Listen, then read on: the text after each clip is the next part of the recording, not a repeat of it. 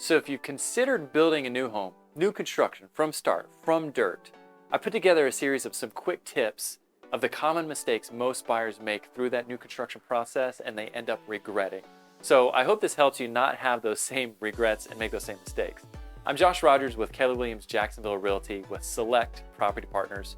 I've sold new homes for over 7 years for two of the nation's largest top builders, over 400 homes. So I've been around the block with tons of people that have made mistakes over the course of time. So I'm hoping to help you. So let's jump into it real quick. So mistake number one, depending on your floor plan, the builder may have located the air conditioning pad outside right next to your master bedroom. You don't want that because that's going to wake you up at nighttime in the morning. And the only way that you would figure that out is after the first night that you live in the house. So you definitely want to reach out to the builder, ask them to move that air conditioning pad on the other side of the house if it's possible. It may cost you a fee, but I promise it's going to be the best money you've ever spent. That way it's not ruining your sleep. Mistake number two. Here in Florida, it's super hot. A lot of times families don't think about the orientation of their home and which way the backyard faces. If your backyard faces the west, your home is going to be like an oven in the afternoon in the summers. Nobody's going to want to hang out. So you definitely do not want the backyard facing west, because in the afternoon when everybody wants to hang out and party and grill and have friends over, nobody's going to want to come over and just bake in your backyard. So no west facing backyards. Mistake number three.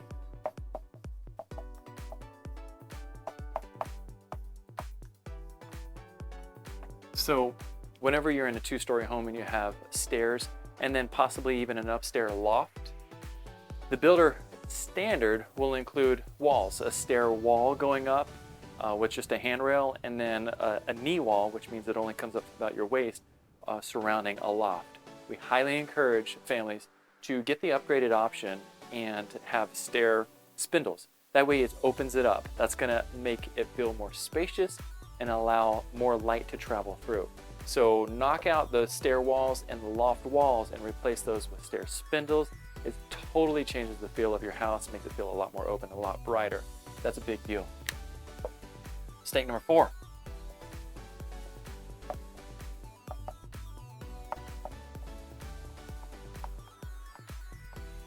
So a lot of times, all the time, people think about insulation with heat transfer, eliminating heat or keeping heat in. Well, if you insulate the interior walls around particular rooms in your house, that also cuts down on noise. So I encourage families to insulate the interior walls around their master bedroom. That way if somebody's out in the family room watching TV late at night, you're not going to hear the TV because the insulation in the interior walls is going to cut down on that noise. None of the walls with builders inside the house, interior walls, come insulated. This would be an upgrade that you'd have to pay more for. It certainly wouldn't hurt to ask. You can also insulate the interior wall surrounding your laundry room. So if you're running the laundry at night or whatever and you have guests over, that's not going to be super loud. Lastly, you may want to pay extra to insulate around your garage. Around the exterior walls of the garage, the interior walls of your garage are already insulated, but also the roof over your garage, because garages in here in Florida are ridiculous. It's like an oven on Thanksgiving Day, and you feel like a turkey whenever you pull into your garage. So upgrading insulation or just having them blow insulation is not a tremendous cost, but the comfort is amazing. So definitely something you want to look into.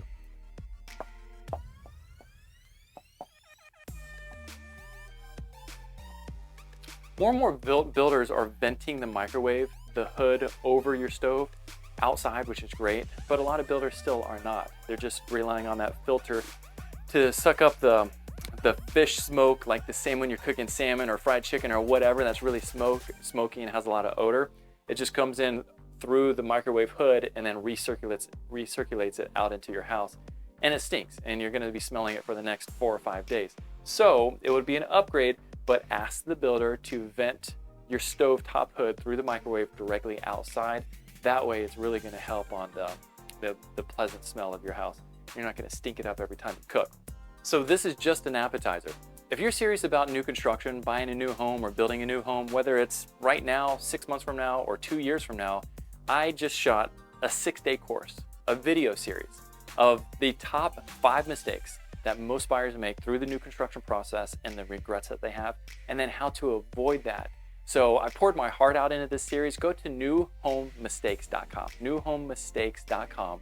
And that's where you're gonna see some more tips like this, but we're gonna talk about money, we're gonna talk about negotiating, we're gonna talk about home orientation, future development, a lot of really good stuff. You will be so happy that you watched that. Even if you just get one nugget to help you avoid making a mistake, it's so worth it. So go to newhomemistakes.com and I'll see you there.